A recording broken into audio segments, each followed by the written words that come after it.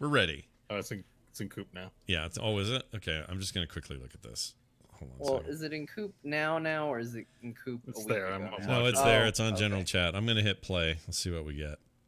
This is just a problem. This is ear eating. It says. All right, here we go. Frivolous Fox ASMR. No prosthetic ear though. No.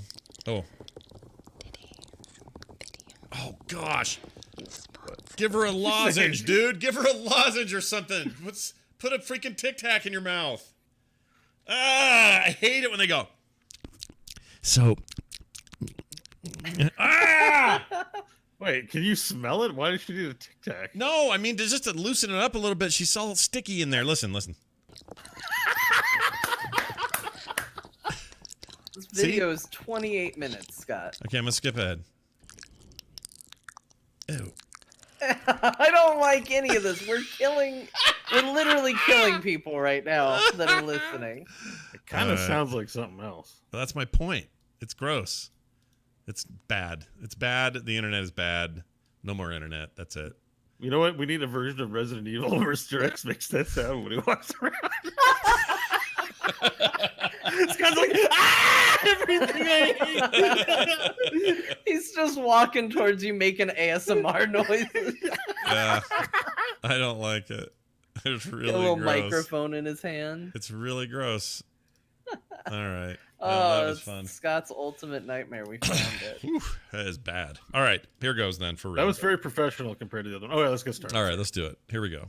It starts in 3, 2, 1.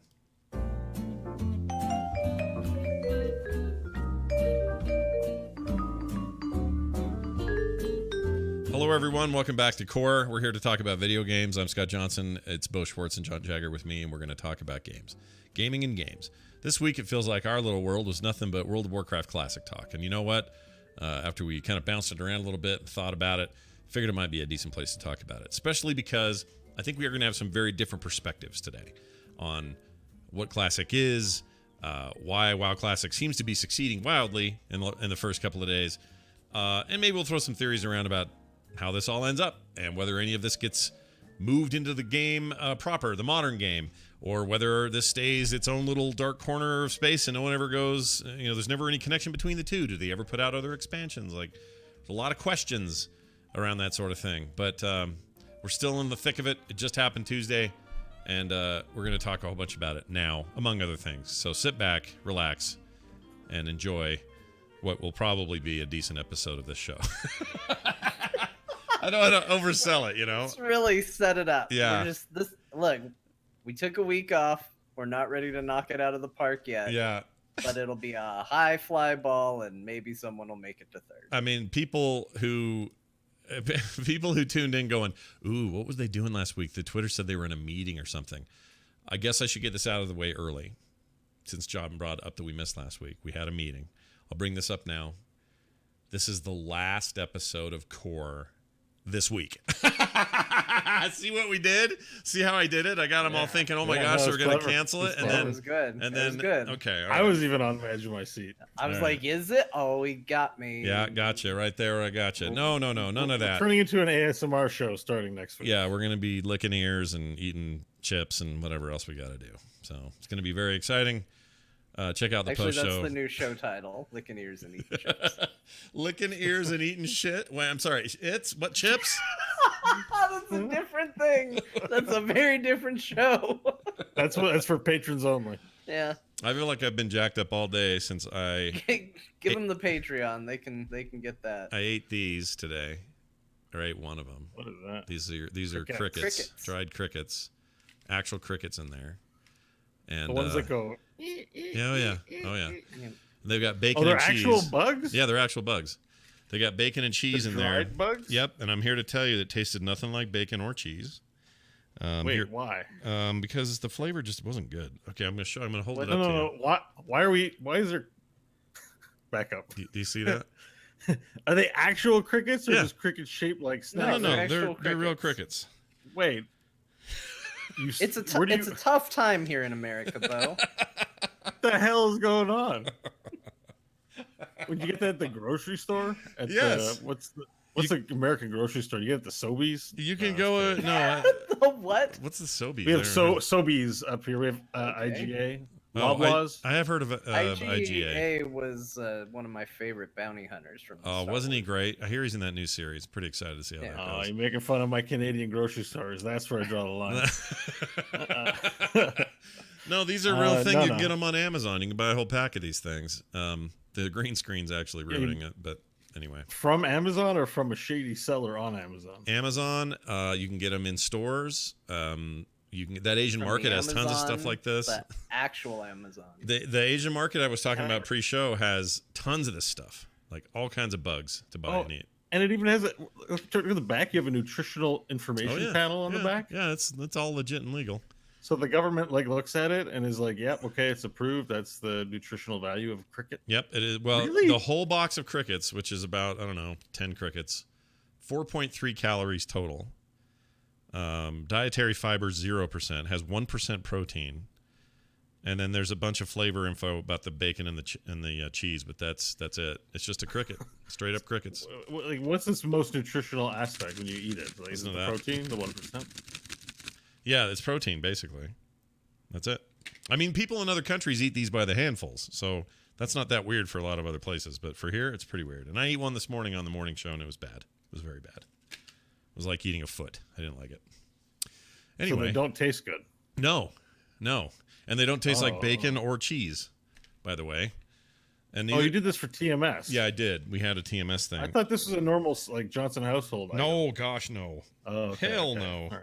That's No. why I was shocked. What do you It's like- think would taste worse, Scott? Yeah. A regular cricket, or do you think that would be worse than this? Do you think the bacon and cheese attempt made it worse or better? I think the bacon and cheese attempt did not. Well, if you're talking equally dry cricket across the board, if I prepared one myself that was just plain with nothing on it versus this, I don't think there was any difference between them.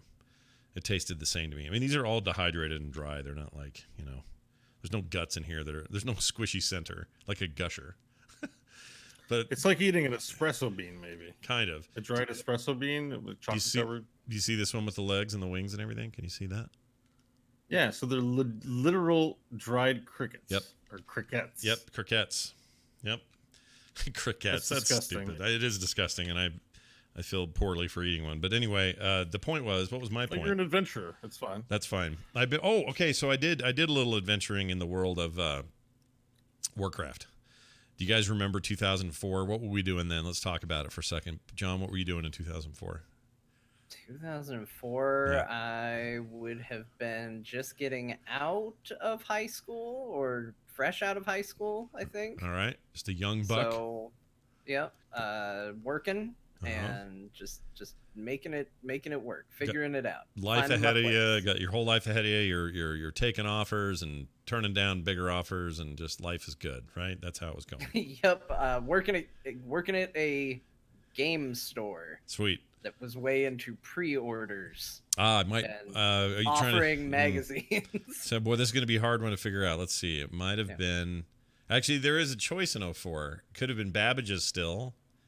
Could have been Software Etc. still, or it was already GameStop. It was already GameStop Okay. at that time. I actually got my start at a Software Etc. It was a Software Etc. when I started. And then they bought them, GameStop. and then everybody merged, and and now they're in trouble. Well done, John. Well done. Yep, it was me. I did it. Bo, what I were you? sank that ship while I was there. What Just were you- dropped the ball right through the ship. What were you doing in 04, Bo? Were you? What I were you was doing? in university, studying theater, Mhm. running, working at 3 different jobs, living on my own, my girlfriend, Mm-hmm. and doing the theater company thing, just breaking even and not making money, putting on shows, and playing PlanetSide. That's all. It's the Oh only game yeah, I played back PlanetSide. then. Those were the days for that. Sure. Yeah. So, from my perspective, I had a 3-year-old, a 6-year-old, and a 9-year-old, all little kids. I had been playing the alpha for this game for, I don't know, 6 months prior or something. And I was very excited about the launch of this thing. Lifelong Blizzard fan, played everything back in the day, all the way back to original Orcs versus Humans time. And also things like Rock and Roll Racing, but didn't know that was, who knew what that was? You were just playing on a SNES. You didn't know it was Blizzard because Blizzard didn't matter yet, but they would eventually. So Lost Vikings, all that stuff would would pass before me. And when 2004 came around, it was like, holy shit, here we go. They've launched it. We're going to play this thing into the wee hours of the night, and I'm never going to stop playing it. And that is kind of what happened. World of Warcraft changed my life and everyone's life that I know of. I was I was already making podcasts, but they weren't called that yet because podcasts weren't a thing yet, but they were soon to be. And the rest is history. So the reason I bring all this up is I think it's possible that depending on generation or how old you were or whatever, we're probably at different levels of excitement for World of Warcraft, depending where you're at. Now, John, you're probably the closest to what I've been hearing from a lot of people is, oh man, I was a teenager or a freshman in college and WoW came out and changed my whole life and I can't wait for Classic. It's a nostalgia deal and I'm going to go play it. Do you feel like that guy or were you not so into it then?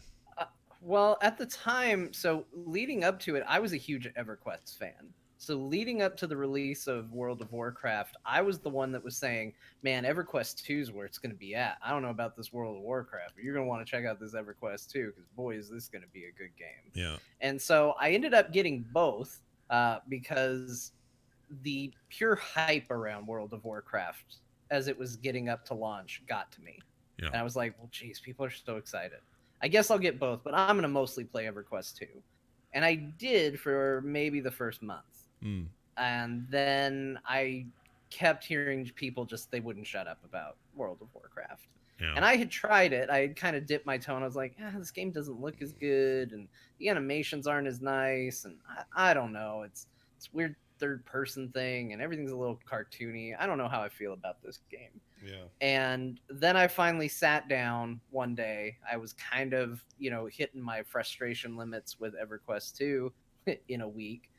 And then sat down and said, okay, well, let's give World of Warcraft a real try, like an actual effort. And I got in and I made a night elf druid, or it might have been a night elf hunter. I might have gone full stereotype and started night elf hunter. Okay. And there's a quest in the early part of that where they send you off into a cave to kill some demons. And the moment I went into that cave... Was this Horde, by the way? Horde? No, this was Alliance. Oh, you said Night Elf, sorry. Is that where the red hairy leg guys were? Yes, yeah. And there was one that was pretending to be good that gave you a quest. Who were the red hairy... Who are the red hairy guys? Satyrs? Are they satyrs? Oh, satyrs. Satyrs, yeah. Satyrs. Darth Satyr told me I needed to go into the cave. And I went in there and there was no loading screen. And all of a sudden, the entire environment looked different, and I just kept going. And I went through this entire cave, and then I came back out into a whole wide world, and it just blew my mind, and that was it. Yeah. I was done with EverQuest 2, and I was 100% invested in World of Warcraft. I love that. I love that immersion was what did it for you, because that was a big deal for me as well, having come from originally Anarchy Online. I played Dark Age of Camelot a ton. City of Heroes, a few other things here and there, but everything was so instanced or loaded in. I shouldn't say instance because there were no instances. That's why I called the show The Instance, because I've never done that before. But, if you're going to play EQ or EQ2 or anything else, you were waiting in line for stuff. You didn't, stuff didn't have its own spawn, although 2 probably did. I don't know. I don't know what 2 was. I never played it. But 1 certainly didn't. Most of those early MMOs would break that immersion because if you loaded into a new zone, you literally had to load into it. And there was a load screen. WoW was the first game I played where all of that seemed to be happening in the background, whether I wanted it to or not. And I would just seamlessly end up in places. The only load screens you got were like if you took a Zeppelin somewhere or a ship. And for whatever reason, that was fine. Actually, it's 100% fine because it's a huge distance. And you don't want to sit there the whole time and wait to get there. So that was a big deal for me as well. So I totally get that. There are people who I've heard from are like, man, I was so into this. It was my entire life. So what they're looking at is they're looking down the barrel of nostalgia incarnate, freaking 100% pure FDA approved nostalgia bomb just right in their face. The thing they loved when they were young, the thing that defined their childhood, the thing that made them love video games or love them even more or whatever. And for a lot of us who were young adults then, we saw it and went, oh, yeah, this is awesome. And it's more Blizzard because I've been playing their games forever. And, oh, wow, this is even better than I thought. I'm going to play this for a long, long time. But it's not quite the same feeling that I would get. I would feel this way about Super Mario Brothers, and not seeing that for a few years and suddenly going, oh my gosh, I have to play that again. I'm so happy it's on this new platform or whatever. So for me, I totally get it, but I also think I approached Classic this week from the perspective of somebody who doesn't have so much nostalgia for the original as I do an appreciation for how it has evolved. I like that it's been improved. I like that changes have been made, and I like that they answered players' issues, desires, and wants and industry shifts by putting out patches, by putting out expansions, by putting out new content. It's too easy and lazy, in my opinion, to say that Battle for Azeroth proves that it all went wrong. Because before this expansion, everybody was raving about how Legion's the best thing they ever did. You can have a down expansion once in a while. I don't think it's fair to lump all of World of Warcraft into this thing that vanilla was all that was ever good and anything past then sucks. And I am hearing people say that. People say that to me. And I don't know how to deal with them except sort of move on to the next reasonable person. Well, I mean, take some fire from you and say all expansions are basically the same. Yeah.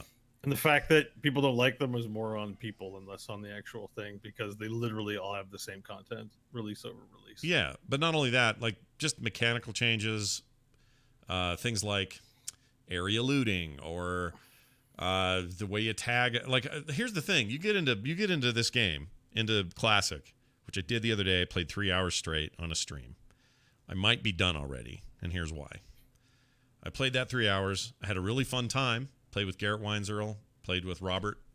That guy's been around forever. Came to Nerdtacular a couple times. Super nice guy. So I'm with friends. We're playing together. That's how you want to do that stuff. And as I'm going along, I realize, oh, wait, I can't do that. The thing I want to do. Why? Because that didn't come out for 3 more expansions. That change. Yeah. Oh, okay. Well, that's all right. Let me just let me check my quest tracker. Why are there only 5 quests up here? I have like 8. Why aren't the others showing up? Oh, you can only display 5 at a time, and you have to shift click to get them to move around and undo one and tag another one. Oh, well, that sure got better later. But okay, I guess we're in vanilla. Let's do this. And then you see things like, I mean, forget about the overall graphical drop, because that's to be expected. It's the 100% most expected change of playing Classic versus Modern. But the animations, as an example, really hard to go back and watch your warrior go shunk, shunk, shunk every once in a while, and then maybe hit an ability that makes him shunk a little higher, but really it's about the same. It's very, very rudimentary, and for the time, awesome, but we've come so far, and it's hard for me to get past some of those things. When you do group quests, and you have to collect a thing. Not everyone gets it. Sometimes you get it, you kill the thing, you all loot it, one guy got the drop that you need for the quest. Well, guess we're going to camp around and wait for that spawn again, do it again, next guy gets it, do it again, next guy gets it. Oh, shoot, you didn't change loot to round robin. We need that on now because of this other place we're in. Like all of those things, which some people look at that and go, oh, but that's the fun. You got to dig deep and do the thing and dick around with it for hours and, screw up and then fix it again and all that. I know that has some power for some players, and that's why they're doing this. I just don't think... here's what it ended up doing to me. I played that warrior to level 7 or whatever it was in 3 hours. That's how long it takes. And that was grouped, and we were, doing better than you would solo, certainly. During that same time, I'd have probably been 10 or 15 in the new game, or in the modern game. But anyway, I got to that point, stopped the stream, did a show... I feel very strongly that this is awesome. It exists. I'm glad it's here. I need positivity about Blizzard in my life right now. This is providing that, So it's all good. Everyone's succeeding. It's a win across the board. But here's what it made me do. I immediately, and I'm not kidding, I immediately went and started a level 1 orc warrior. So another warrior, also orc, to see the difference. I wanted to experience the two things juxtaposed one after the other so I could go, okay, well, that was the vanilla experience. Now, let's remind myself what the current leveling path is now. This is like post-Cataclysm and all the changes that brought to low-level stuff. All the system changes, the fact that you can get mounts earlier, that you run faster, that you pick things up faster, all of those things. Let's have that look now. And I did that, and I really had fun, and I got to level 24. And, yeah, I hauled ass, and leveling's faster, of course, but I had a really good time. I went to areas that I hadn't gone to in a long time, so I could see some fresh questing or stuff at least I don't remember. So that was fun. I'm having more fun doing that than I am going back to Classic. I know that's going to be just me, but I wanted to just get that little story out there so people understand where I'm coming from here and kind of. I don't think it's going to be just you. I think that'll be the experience of a lot of people. Because I think right now there's been a definite negative narrative around World of Warcraft. Whether that's people not liking the current expansion or, any other multitude of things they can bring to the table with it.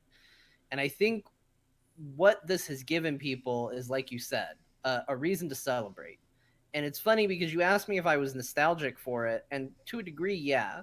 But I had no desire to play Classic. I have created a character on there. I had a lot of people tell me I should stream it. I thought about doing it. I might one day. I definitely don't want to do it in a place where I'm going to wait in lines to kill mobs. That's not what I do. I play a rogue. It's pretty ridiculous, too. I'm going to cut that line. Did you see the videos of people doing that? I guess you probably did. I did. Yeah. It's weird. It's fine. Weird. Cool that society formed in the game, but I'm going to cut. That's why I play a rogue, not to follow your rules. But the thing is I like the positivity. I like how excited people are, and I think a lot of people are feeling that. I think there's an element of, we're all going in there together. I hate the term, even though I've been saying it a lot lately because I've just been seeing it. It's the same reason why Popeyes ran out of chicken sandwiches. Everybody's got a mad case of FOMO right now. Everyone just feels like they don't want to miss out. There's a cool thing going down and they want to be a part of it. And I get it because I feel that urge too. But the funny thing is out of all of this Classic talk and getting in and messing with it and thinking about it and people posting nostalgic things, it was actually that World of Warcraft post with the song about going back in and going back to Classic and all of that. I loved that thing. That hit all the right nostalgia buttons for me. And that was it. That was all I needed. It didn't make me want to play Classic, but it's just like, yeah, man, let's celebrate this thing that, we were on this crazy journey together for 15 years. We've been doing this thing. Let's feel good about it. Let's celebrate it. Let's be happy about it. But I'm in the same boat as you. It made me want to go in and play WoW again. Mm-hmm. It didn't make me want to go play Classic because I also, as fondly as I remember those early times, as amazing as that cave was, I can't go re-experience that cave moment. That cave is the same damn cave that's in the game, copied and pasted 50 times. That veil has dropped for me. Yeah. That cave isn't mind-blowing anymore. I know the layout of that cave like the back of my hand. I've been in 100 of them. So it's not the same. And I get there are people out there that are having fun rediscovering it or discovering it for the first time if they missed it, and that's great. But that's why for me, and I think for you and probably for a lot of people, the reaction is just, oh man, World of Warcraft is an awesome game. I want to get back into it. Yeah. It's weird that happened because, and maybe Blizzard knows this, but I wasn't playing at all recently. I could not get excited about 2.8. I could not get excited about much about Warcraft at all. I go through these stages a lot anyway. Every expansion, there's a period where I feel like this. Just, that's the game. And then I get reinvigorated right toward the end of an expansion, and as something else is being released or something gets announced and I get excited or whatever. What I did not expect is for me to go play Classic and immediately go, oh my gosh, I'm in the mood for this. I'm going to play WoW today. And I played a ton of WoW since yesterday, since that stream. 24 levels worth. I went crazy with it. And I really had fun. And by the way, Fury Warriors are a freaking blast. They're so much fun. And I used to hate Warriors because they were slow and methodical and boring. Now, that being said, there are a ton of people who are enjoying that slow, that methodical, and that boring. And by boring, I don't mean boring. I mean, everything's going to take you forever. If you're a hunter, you have minimum distance. You got melee weapons to worry about. You got to level up your weapons. You got to go talk to trainers when you want to do anything. If you don't have enough money, too bad. You don't get that ability. You have ability ranking. All these old systems are there. And as you run into them, you're like, oh, right, that's a thing. I forgot that was a thing. Okay, well, I'll go do that. Then you'll run into another one and go, oh, really? That's a thing? This far back? I could have sworn they've had this feature, but I guess they didn't. And so then you go and you deal with that. There is some fun in that. There's no question. But am I going to push to 60 and then do endgame? No. I can't do it. How could I do that? That's the definition of insanity to me, that I would do that. Because I've done it already. I did it before, and I did it well, and I got through it, and I liked it when Blizzard would get up at BlizzCon during the panel and go, and we're changing this, and the crowd would go, whee! Like this, because a big change was coming. None of those changes are in here, and y'all cheered for them, so don't act like it's like, oh, those were all bad. It's not how you're being very selective about your memory. All right, Bo, we need your take. I feel like I've eaten a lot of this apple. Please suck the worm out and eat the seeds. You guys have a lot to say because you guys have been playing it, and I only have nothing but dragons here when it comes to WoW Classic. The question I have a question that I'm curious about. Yeah. And that is World of Warcraft. Yeah. Fun game. Want to keep bringing people back to it, so we make expansions. It's the way with all MMOs. And at what point do we look at Blizzard and go, really, another expansion? Like, is it infinite? Well, I mean, as long as people are paying, right? Like, don't you think that day changes when people stop paying to be there? Like, the problem with the expansion pack is that it's an ever shrinking amount of game real estate that you're adding. Think of it this way: the launch of World of Warcraft is a whole world, right? Yeah. And expansion, Burning Crusade. How much does it add on? 10% to that world? Like, if you could measure it in a single unit, like milliliters or something, like, because it's an expansion pack and not a full standalone game the size of the original. How much are you adding on? Maybe 20%? Maybe.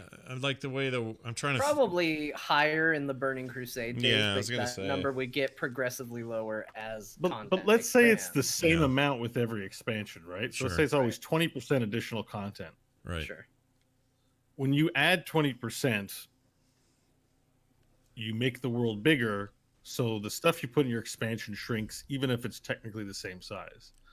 Right. Because the way I look at World of Warcraft now is that you've got the world, which is Azeroth, which is where I want to be when I play World of Warcraft. Like, the expansions are cool, but like, the reason I played World of Warcraft was to play on Azeroth and not to play, where are we now? Is it called the Dragon Isles in BFA? No, that was what were they called? Shattered Isles. What are these places? Was Legion. The new one is what are the new ones? Zandalar and They're Coltira. Pirate Town. Yeah. So they don't have a whole sort of continent name. It's a series of islands. Well, Zandalar is kind of a big thing, but yeah. So I mean, let's look at it that way. So, the original launch, what the gaming zeitgeist, no matter what games people are playing now, at some point, original WoW touched their lives. Yeah. Like a girlfriend you dated 10 years ago that all of a sudden you're kind of interested in again. Because World of Warcraft is a world. It was launched with this big idea that in an MMO, it's a shared space where we have a make-believe campaign. And to me, World of Warcraft is reduced down. We got some islands for you. They'll be great. And I'm like, that's not exciting. Like, and if I can be a little more scandalous about it, it's like, we got to keep the money train rolling on this World of Warcraft, because that's a huge part of the Blizzard portfolio. But, and this has been my take, I think, for a little while now, where's WoW 2? Where's the world again? You can tell that there's a thirst for it because it's an old-ass game, but it's the world of Warcraft that people fell in love with. Like if I had a choice of where I spend my time in the entire Azeroth stuff that's presented, I want to be in the Eastern Kingdoms and in Kalimdor, where the real meat of what the game is supposed to be. Unfortunately, all the new stuff gets shunted off to the corners of the world that kind of like they don't suck, because obviously they're the best content that they've released and worked on and polished, but they suck like when you think about it, like World of Warcraft and I'm on an island. Right? Like I'm in a place that doesn't matter. Well, they're going to make a big story saying it matters, but it doesn't matter. Like when I log into a game that is an MMO, the promise is that it's a world I'll be a part of. Right. Yet the world takes a back seat. And in Classic, the world is front and center, and that's what everyone fell in love with in the first place. You're totally right. I think you're totally right. But here's the thing. Here's the only thing I would say about that. those islands or those outskirts or those new chunks of land found when the mist cleared for Pandaria, blah, blah, blah, when all that stuff was found, you were still, the old world was still there. It was still integrated. You could go there anytime, but that's not where the action was anymore, right? Unless you were leveling a character. Like, the focus was gone. In fact, I don't know if you've done this recently, John, but if you go back to Legion, any of the Legion leveling stuff, yeah, it feels like a husk of what it was. Not because there aren't people there anymore, not any of those reasons, but because the entire system of artifact weapons went down to, okay, that's gone now. Just level through here, see you in 10 levels, and you're out of here. That made it seem like that place means nothing to me now, whereas it used to be amazing to me, and I loved it there, and I didn't want to ever leave there. And the game's pretty good at doing that with each expansion, but once you're out of there, you don't care as much. I think Bo's right that we still, in our heart of hearts, we still care most about Azeroth, about Eastern Kingdoms, about Kalimdor, about those places, those moments that happen in those places, and everything else just feels like add-on. But that's just video games. Like, if you're making a game as a service and that's your whole thing to keep yourself afloat, be it Destiny or this or Path of Exile or anything else, that's all you're doing. You're introducing new systems, sure, and you're introducing new characters, new kinds of player or characters to play, and races and classes to play, and that sort of thing. But really, you're just adding on to the core thing. The core thing still needs to stay strong. And a lot of people this week are arguing that it's the strongest when it was the biggest and the most insurmountable. Because when you're making a game from 0 to 60 and it needed to be massive and feel massive, part of that massiveness came from the slow movement through that world. Like, you really, really have to grind through stuff. And I don't mean grind in the traditional sense. That's what appeals to MMO players, though. Right. I agree. Like I agree. The stuff you're like, because, and I'll tell you, we play Vermintide 2. That game was supposed to be like Left 4 Dead, but medieval and Warhammer. I'm like, this is World of Warcraft. World of Warcraft today is a lobby to get to LFD. At least the way I've been playing it, I don't have time to grind that stuff. But there are people in the universe who want to spend dog's years just playing that character, and that lobby experience for, if you have an adult, you have kids, you're busy, you want the MMO experience, great, to cater to you. But that's not what an MMO to me was ever meant to be. MMO was meant to be like the thing that sucks your life away, because it's a huge commitment style game, and the people who are committed to the game take great pride in. But they give you both those things. That's the important thing I keep wanting to bring up this week, and I'm not saying you're not saying this, but no, I'm not saying it. I don't think they deliver more to the convenience than they do. They absolutely do, but what I'm saying is they like, for example, everyone says, "Oh, I can't wait for LFR not to exist in vanilla, because that we had to go find each other and get to the stone, and it was a hard deal. Everything was hard. It was a pain in the butt." And they're right, it was, and there's something to be said for that. But Blizzard also knows that those things needed help for a large portion of the player base. So what did they do? They made that stuff easier, more convenient, and then gave those hardcore people Mythic so that they still had to go to the stone. They can't just get into a lobby. They have to go in there with people that they're recruiting, and they have to wait by the stone. They have to go in. It's super freaking hard. There's levels to it. Like, I would actually maintain I think that's a bad compromise. It may be, but they've done it. I think, like, logging into the game, it needs to be hard from second one. Like, I think that audience wants that. All the stuff, like, they don't want, like, oh, I get my little corner where it's Mythic. They literally want my quest to take me an hour and to not point me where it is, because they just want it that way. Like, and like, you can't have it both. If you put a convenient feature in, even if someone doesn't want it, they'll eventually end up using it, because that's just how we're wired. And players are weird, because if you think about it, those conveniences like Quest Helping and Quest Helper itself, the actual mod Quest Helper, and other add-ons that came out of the community, they came out of the community first, got used so widely that Blizzard's like, I guess we'll just integrate it, because they're going to do this anyway. We may as well make it part of the game. Like, that's kind of on us. Like, the player base are the ones that have said, we need things to be more convenient, easier, this and that. And they used to rave about this stuff, get so excited about these changes. Hunters don't have to have arrows anymore. Sweet! That's amazing. I can focus on other stuff.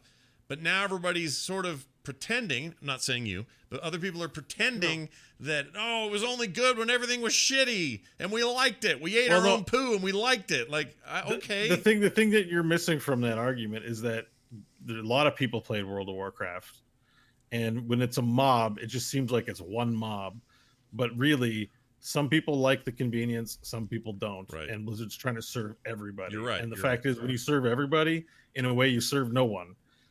That's why I think Classic is probably, while it probably won't be like top on Twitch or anything like that, there will be a dedicated player base that it serves, because this comes from the private servers that were booming, like the illegal pirated game servers that had an audience, enough of an audience that there was a big lawsuit, and that they decided to release a commercial product for those particular customers. Right now, it's in the media and the press, and everyone.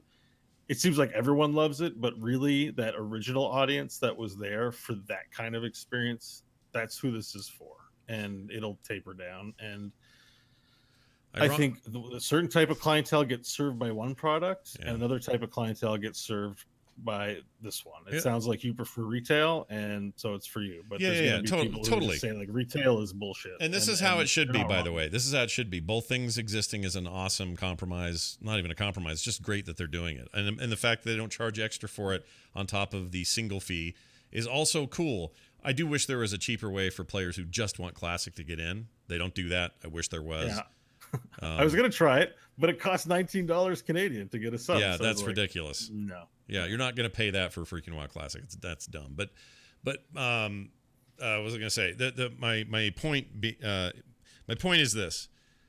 That's the nature of that business. They have to try to appeal to as much of the demographic as possible, or you don't have a multi-million-dollar game that fuels the rest of your business.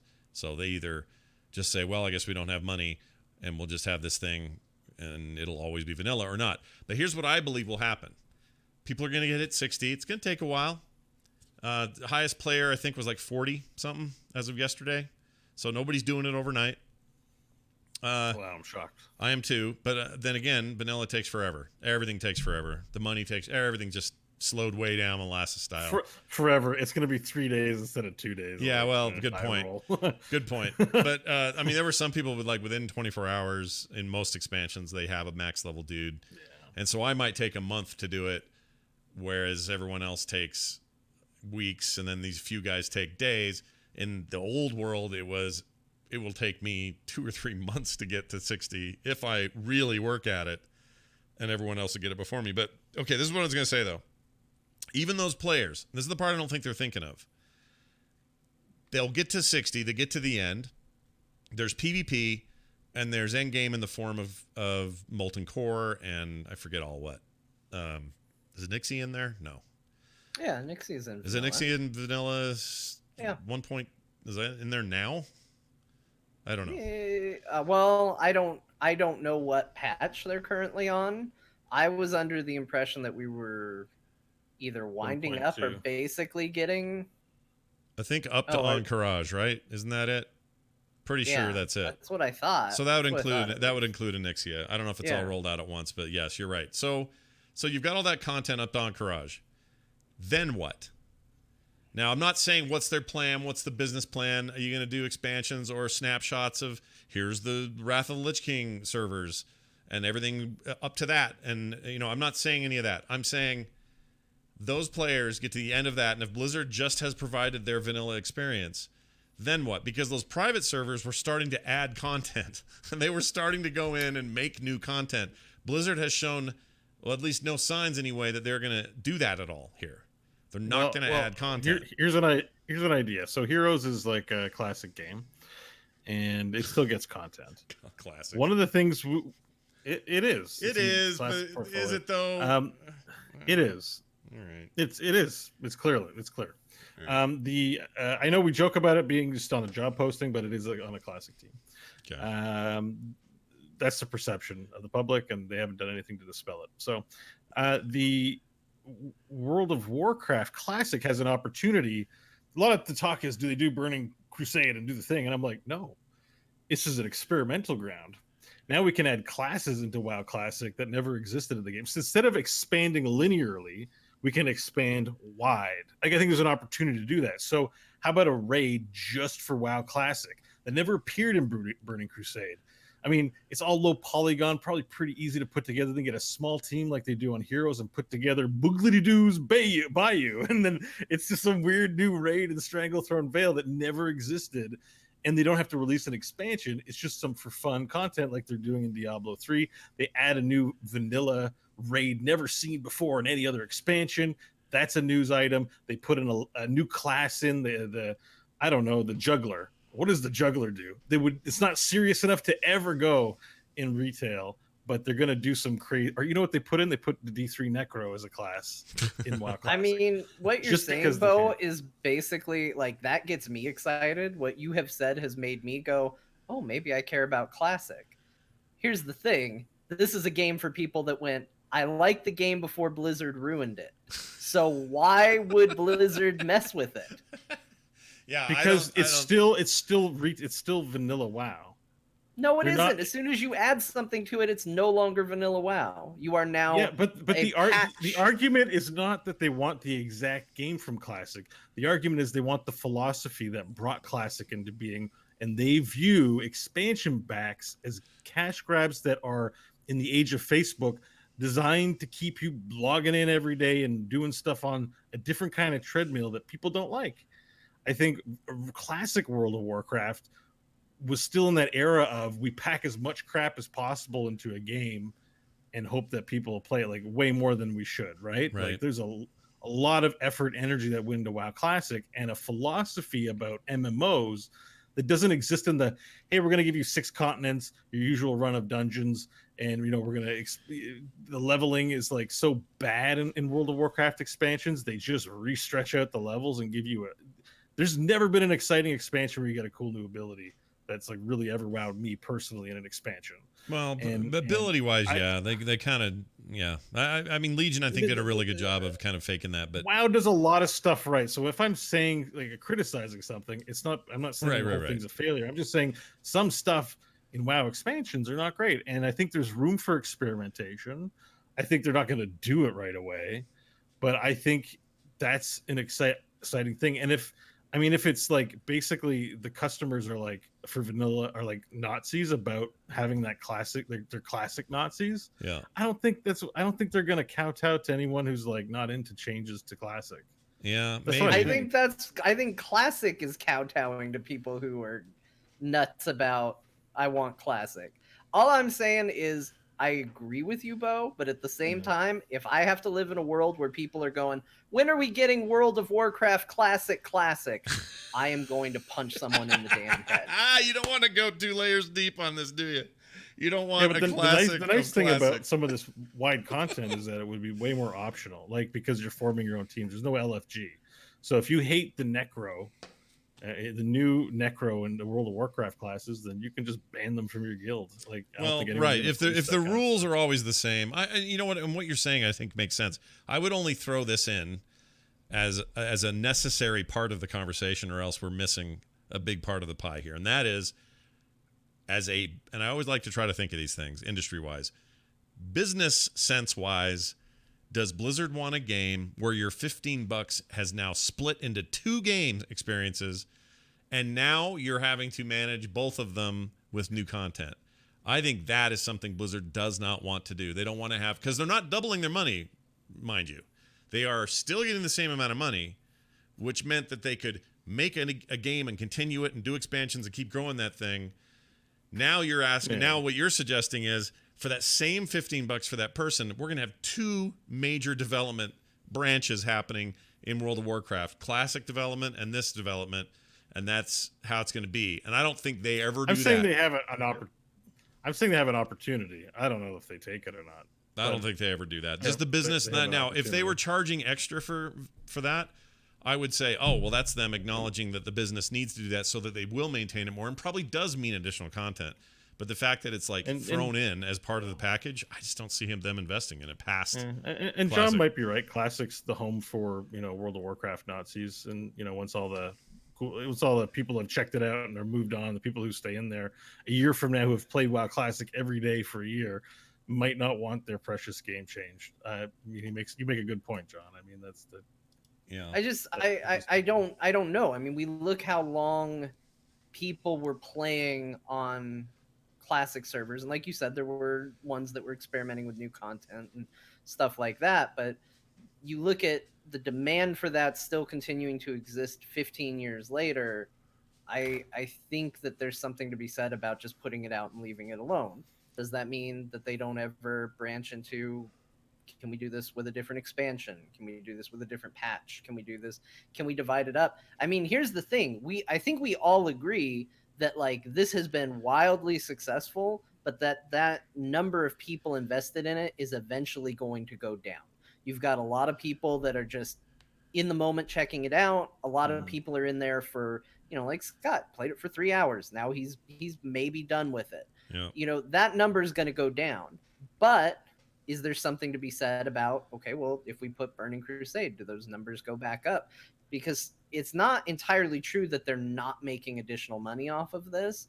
If people who are completely done with World of Warcraft resubscribe to play Classic, that is an additional income. Now, granted, they're not paying a separate thing exactly from a regular WoW subscription. They can look They're at not play making hours, any though. more money from me. They're getting the same amount of money from me as they would either way. But someone who was done and comes back for Classic and subs just for Classic, that is a profit for them. Of course. They can look at your play hours. Like they could just say what's the average play time among the player base between one versus the other. And depending on what they expect, if it's like 50-50, then yeah, you're getting content for your Classic WoW. If it's like 20-80, then they're just going to probably leave it as is. I think they have a nuanced way of breaking up how many hours are spent. Oh, they definitely do. And if those percentages are heavily in favor of Classic moving forward after this very successful launch, and suddenly Classic is the thing 80% of the players are playing for the next 6 months, that changes everything. Like that just straight up changes everything. It'll be percentage of playtime. Like it's. I mean, that sounds neat. I don't know if anyone's just one or the other. You might get people who make a routine of doing both. Like tonight's my Classic WoW raid team, and tomorrow it's my retail. That's our guild. That's what they're doing. They're doing that exact thing. Nobody's leaving. In fact, when I log in and check what people are up to, there's a bunch in Classic and there's a bunch in the main game. What it did to me, and Bo, this is the only thing I'd throw out to you, and maybe you need to be a new player for this to work. But in a weird way, Classics reminded me that there is an entire 110 level game for a new player to start at 1 and climb that ladder and do it in a lot of the ways that the old game did it, with a lot of fixed stuff and a lot of improvements to your life. And that world being Azeroth, like Kalimdor, Eastern Kingdom, Silver Pine, freaking Plague Lands, everything that you love, that's going to be me with this warrior from 0 to 60 or more. And I get to enjoy all of that again, and it is still vast and huge, but it's even more vast and more huge because outside of that is all this other stuff. Like, I envy anyone on this planet who's a new player who comes to this, doesn't bother with Classic, just hops in and says, I'm not doing a boost. I'm just going to start at level 1 and play this game. They are in for a treat because there's so much content, including really old stuff, intermediate stuff, and new stuff, and it's going to take them ages to do any of it, and they're going to get a huge return on that investment. It's a great time. So I hope there are people like that, and I envy them, and I'm kind of having a taste of it myself with this warrior. I'm a little surprised it happened, and I also think Blizzard expected me to, and a lot of players to do this. They're going to play Classic and get reignited for the main game. Maybe not with their old characters that are sitting in Zandalar waiting for the next freaking world quest to pop. But maybe they're just like, you know what? I want to go back to basics. I want to go back to the start of my Goblin, the start of my Worgen. I want to be there at the beginning, and I want to work my way through it and follow these stories like I didn't the first time through. That opportunity is there. And that's what I ended up doing. I can't imagine I'm alone. I just can't. I don't think so, but I think going back to something Bo said that I think is poignant and has been a concern of mine about World of Warcraft for a long time. And that is, in the moment, Burning Crusade is amazing. These expansions in their moment are amazing. But when you go back to them now, and you said this too, Scott, like when I go through some of those old expansions, if I go to Draenor, I'm running around there, I kind of get a weird feeling like I'm at an old abandoned amusement park.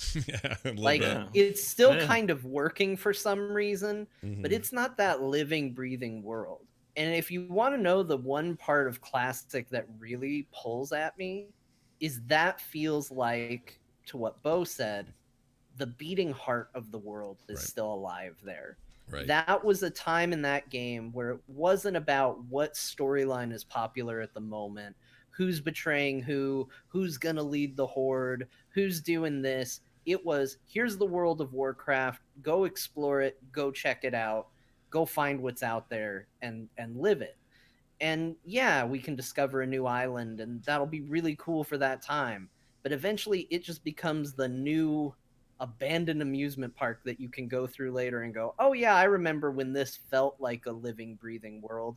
It doesn't anymore, but I remember when it felt that way. Yeah. And I hope that Blizzard takes this excitement for Classic and learns really valuable lessons from it. Because if they can find a way to capture that element and put it in future expansions, that's a game I want to keep playing for another 15 years. Yeah. I don't know if I have another 15 years of, here's our expansion, it's a new continent, we found another one, guys, and you're going to go through and do the levels in game, whatever, who cares, give us money. I mean, this is going to be... I can't keep doing that. Yeah, I agree. It's an interesting problem to say, how do you expand a game, an MMO like World of Warcraft, without providing any new geography? Right.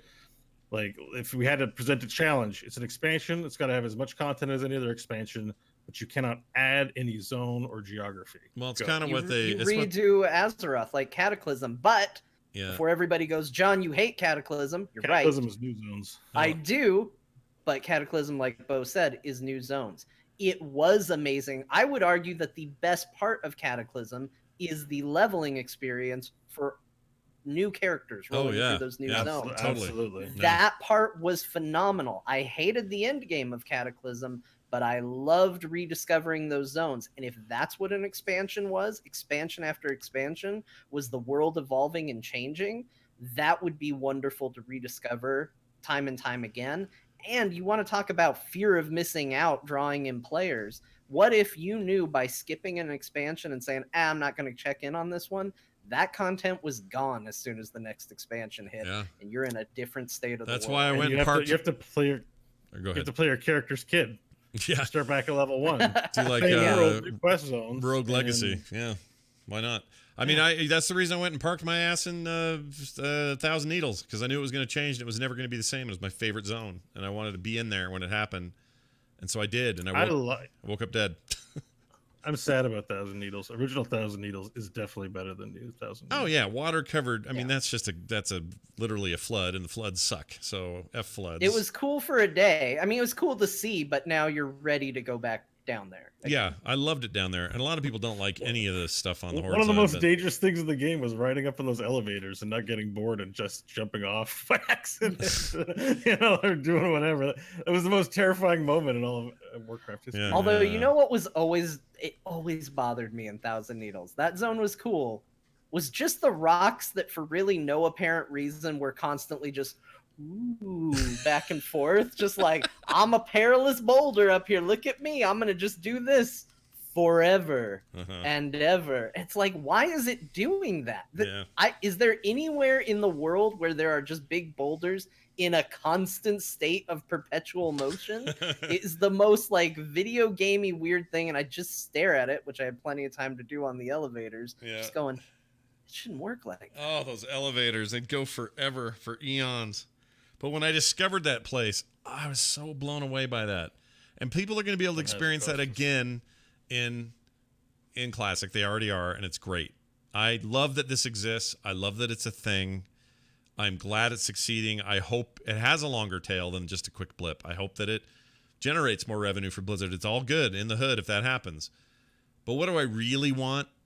I want a new MMO from the greatest MMO makers ever.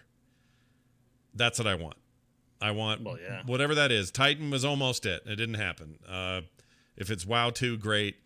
There's a lot of lessons have been learned since, EverQuest 2 and other sequel type MMOs that, kind of be problems for people. Like RuneScape is another example of a game that learned, and I think Blizzard actually, sorry, I'm all over the place here, but I think Blizzard may have pulled the trigger on WoW Classic based on lots of factors, but one of the number one factors, one no one ever mentions, and that is that RuneScape, old school RuneScape, came out, and they have like triple the players there than they do in their modernized RuneScape. Man, that game looks like if Barf could make a video game. It looks like It would ass. make that, and then that video game would barf. And Yeah. that's what it looks like. Yeah, it's ass. It's gross. But people love it. But And people so, love it. Yeah. Yeah. So I think there's something to that. And I love that they're doing it. And all of this hype is so good for us as a community. Like, none of this is negative for me at all. It does make me go, well, all right. This drove me to play Modern WoW. But my experience through Modern WoW is probably going to make me wish there was something new from Blizzard in the MMO space. And I don't know if that ever happens. I don't know. I think they're scared of it for this, like, to take us right back to the beginning for the same reason of EverQuest 2. I mean, I was a die-hard believer in EverQuest and EverQuest 2. They're going to do a sequel to my favorite game. This is going to be amazing. They're going to take all the stuff I didn't like about EverQuest and make it better.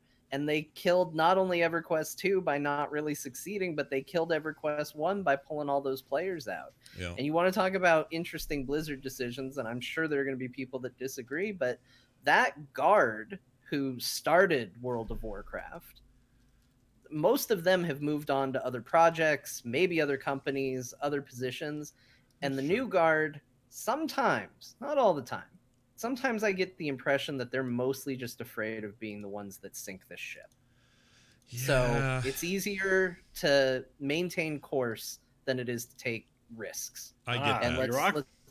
let's just hold steady and let's not be the ones that sink it. Because when you think about it, WoW's numbers, I mean, we don't get the exact numbers ever again, but based on the things that they say, based on things they allude to, because they do kind of hint at them, especially when they're proud of it, when a new expansion comes out, are right up there with where it was even in its heyday. Not quite as high, Yeah. but it's reaching those same levels. I think the drop-off is steeper and faster, but they've still got millions of subscribers that check back in every expansion. And I think they're terrified of losing that. Yeah, they are. And they've, why wouldn't they be? Like, absolutely they are. Yeah. But I mean, I'm old enough to remember that when WoW launched, like WoW Vanilla, the one everyone's freaking out about now, even more vanilla than it is now, everybody called it the Care Bear MMO. Everybody called it the easy one. Everyone called it the game that's like, oh, you want to have soft kid gloves on? Okay, cool, go play that. I'll be over here in EverQuest, spending all night grinding a thing. Like, that's the attitude and the reputation. But it turns out Blizzard was onto something. They were serving a broader audience. Even then, with this thing that we all think of as super hardcore now, but it's still super Care Bear. Other MMOs, if you died, you had to go get your shit. And not only that, you lost a bunch of XP. Do you remember those days? They were bad. Those were bad days. But people loved that stuff. Blizzard said, you know what? You'll just be at a grave site and you can run back to your body and then you're all good as if you never left. That was so controversial at the time. People are like, you bunch of babies. I can't believe these Care Bear. Like, I remember all of that hoo-ha as much as I remember everybody raving and loving every second of Legion, our very last, most recent expansion to the modern game. People loved Legion. I loved Legion. Bo played Legion. We all played together. Legion rocked. It was really good. They're having a bit of a dip with BFA, but they can get it right back where they need to be. I guess I just don't like the selective those MMOs memory. are still out there. Those people are still playing those. You guys know about an MMO called Tibia? Yes, I've heard of it. It's even worse than RuneScape. It is just garbage trash. It's like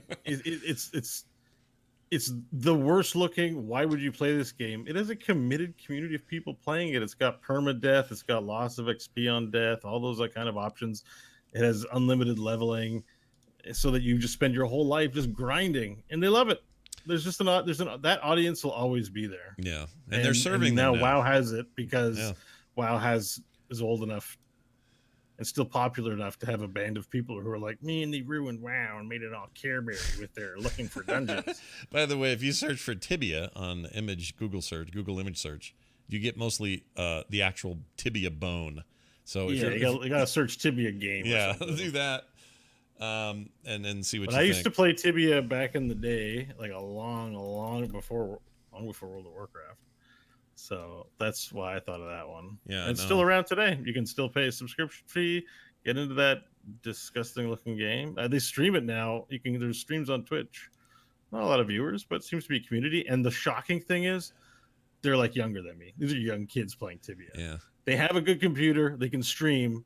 They could be playing World of Warcraft, but they looked at Tibia and went, "This game's for me." Yeah. And it was like, okay, like, like I'm confused, Yeah. but I get it. I'm looking Like, at it that's now. MMOs. Some screenshots of it. It reminds me of like old Ultima Online days. Like the way it's all 3/4 view, 2D garbage. Looks bad. It's a bad game. I've played it. It's bad. But the appeal was socializing, Yeah. you know, especially in that age when that kind of stuff was new. Like the first time you're on Vent and you heard a British guy and you're like, I'm on a phone call with a British guy. Yeah. This is insane. Yeah. Like, you know, during that era. Yeah. Yeah. So I, you know, anyways, people still like playing that game. So it doesn't surprise me that people want to play Classic. I just kind of hope that the Classic Nazis, and I think that's what I'm going to call them from now on. Yeah, that's a fair point. Although That they want to let us have new content if Blizzard decides to do stuff like that. Because I would like to play a Necromancer. now that actual Nazis are coming out of the woodwork, it's a little harder for me to apply that name because they're actual Nazis I want to call Nazis. But I think it's fair. I would actually also aim. They're just this kind of this weird like. Well, Chewy like Goldie Chewy Goody in the chat just said it. He says every WoW expansion was a sequel that they just forced everyone to get. They changed the engine and mechanics each time. They didn't force anyone to do anything. You kept playing because you liked it. You liked the game and you kept playing it. And a lot of people keep doing that. They came back for BFA in droves, like John was saying, because they did. And they loved it for a while, and then they fell off. And they fell off earlier this time because it's not the best expansion they've ever made. Like, this is just the way it is. And if everyone thinks that the whole world is going to do nothing but play WoW Classic, I don't think so, man. I just don't see it. I will tell you how long they'll think that. They'll think that until the next WoW expansion comes out. How long did Apex last as a hot flash in the pan before its numbers cooled off? It'll be less than this. A couple of weeks, 2-3 months. When Apex was big and all the big streamers I think were playing WoW it. Classic will have its run. It's a long game. You know, here's the thing. I play Chrono Trigger probably once every couple of years. I will play through all of Chrono Trigger. It's not a different game. I'm not trying to achieve different things. The story is exactly the same. There hasn't been any patches, but I play through that game because I love it and I love to revisit that world and I love to re-experience it. That's all WoW Classic is for a lot of people, and it's a much longer tail on that. People are going to be doing that. I'll take a day or two to play through Chrono Trigger. People will be doing this for months. But I do think that the moment they say, here's the next WoW expansion, and that hype machine and that marketing money, and you get a guy singing about the next WoW expansion and where they're going from here, all kicks into high gear. I'm not saying it's 100% conversion, but that's when everybody starts to go, yeah, let's check it out. Maybe it'll be good. I bet they learned from Classic, you'll hear people say. Yeah. And everyone will find their justification for why it's okay that they're excited about this now. I would simply argue, can't we be excited about both? Yeah, I think two things can be true at once. The question is, will Blizzard support two things at once with only one subscription? And I'm just not sure they will.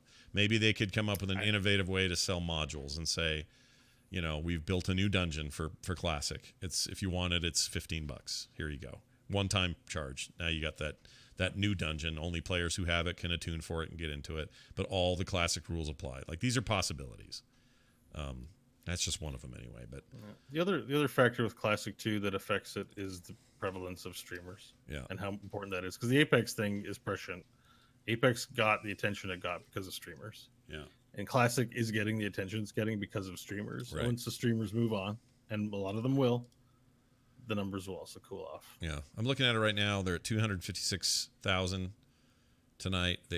On launch night, they crested 1 million and then dropped about 810,000 at one point. And they've been dropping about 250K per day. Once all the world firsts have been done, it'll cool off. Right? Yeah. Right now. Like a lot of people, like there's a whole culture, even with the Mythic Dungeon Invitational, that has cropped up of like that being spectator sport and being of interest in the streaming sphere. Right. So I think once those world first, the raids are down and the content's run, they'll be, like you said, the new expansion will get announced and everyone, just the hardcore will just want to spend 24/7 in there and won't be a big deal anymore. It's a little funky that I was just noticing if you're playing regular retail WoW, because there are a few people in here just raiding. They don't have there's no distinction. it's the same listing on Twitch. It's all WoW. Yeah, it's just Twitch. So you don't really, you're getting mostly classic because that's the hot thing at the moment. But there's a few people in here. It's like, oh, what's mods he using? Oh, because he's in the new game. So it's kind of funny that way. But I've already seen a lot of these streamers and stuff. They're all using Bartender. They're using Quest Helper or whatever that thing's called. Like they're already making the game more like modern anyway. Which is weird. You gotta be a tough guy or tough girl about WoW Classic and just play it like vanilla. I mean, that's what I didn't use an add-on for like the first 2 years I played World of Warcraft. I didn't either. Yeah.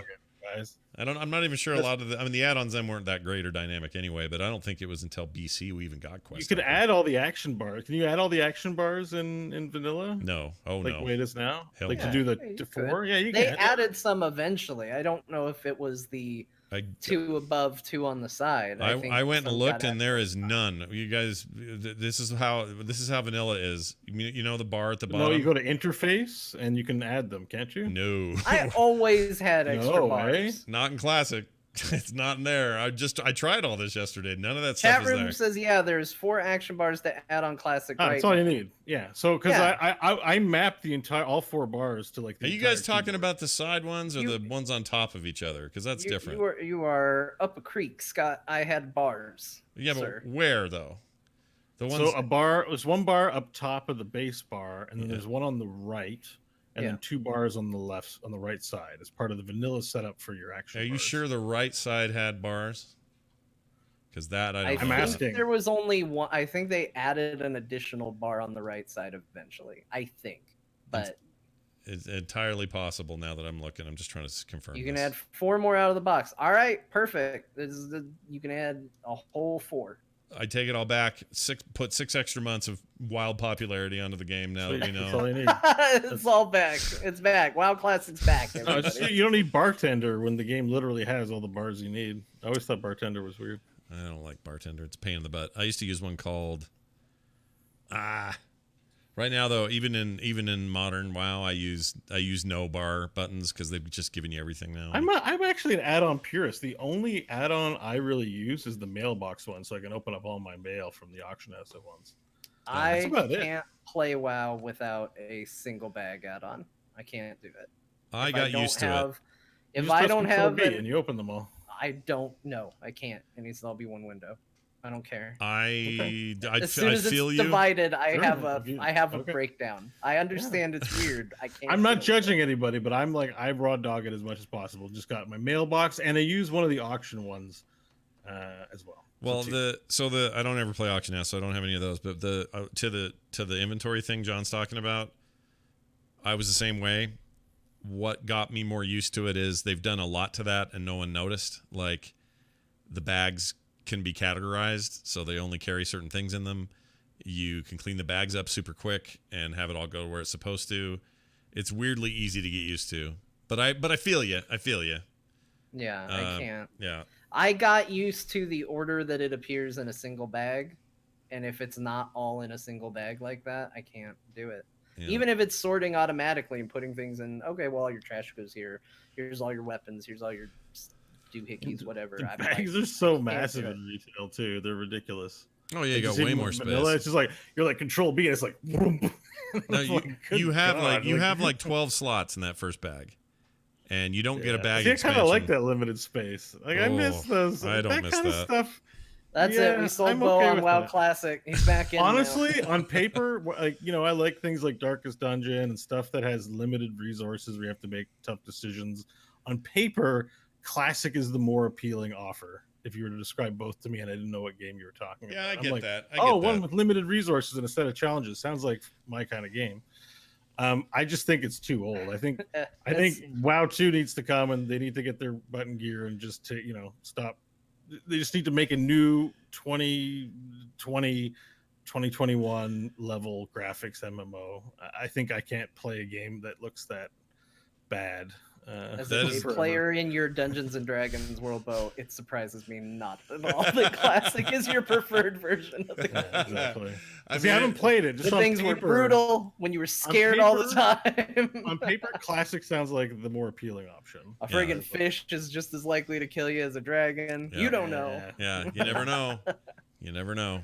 All right. I kind of, there's lots of stuff. I'm not a big fan of LFD. I liked it at first, but I think it's regressive for the game. Not for, Hey, they still have, they got your hardcore mode in there. You just have to go manually. You just got to go do it. So what they've done is they've given you, the game gives you free. I want to do dungeon like that. Well, no, you can. The game has mythic dungeons across the board. Every dungeon in the game in Modern WoW. No, but I don't want to teleport to it. I don't want the option to even be there. See, that's the problem. Is the option's there, the temptation to use it is there. It should just not be there. Oh, I see what you mean. It's an important, and I'm not saying it shouldn't. But then be nobody in WoW. would touch that content except the precious few, and that's a problem for Blizzard. They need more people in there. Aesthetics are important in art and in video games. One of the biggest grievances I have with games with vehicles is that they don't animate you getting in it. Sometimes you just teleport in the vehicle. Yeah. That's lame. Your game may still be fun, but that's lame. It's lame. And because there are games and put PlanetSide in here. 1, not 2. 2 is lame. You just teleport inside your jet. But in 1, it would show you getting into the vehicle, and those little touches are important. Let me introduce you to Grand Theft Auto, the series. Every animation getting into a car is extra That's true. special. It's funny that I don't play that game. Actually, yes. Go play Red Dead Redemption. Oh yeah, 2. You want methodical animation? You will have the best play experience you've ever had. Oh my gosh, you will just cream your jeans with that one. In some ways, is the experience you're looking for. In some ways, Red Dead 2 is WoW Classic with a new engine, with a pretty graphical engine, because they really do make you go through every hoop. It's crazy. Look at it this way: the diva could have just teleported into her mech, but no, they animated her jumping into it when she calls down a new one, and it's pretty cool. It's pretty cool. Those touches are important, and it's I think the LFD for me is a subtle aesthetic choice where it's just it's just there, so I'm going to use it. I'm not strong enough to not use it. If it's in the game. I see that. They've given you the crutch. You really would rather limp to the hospital, but the crutch is there. You may as well take the crutch.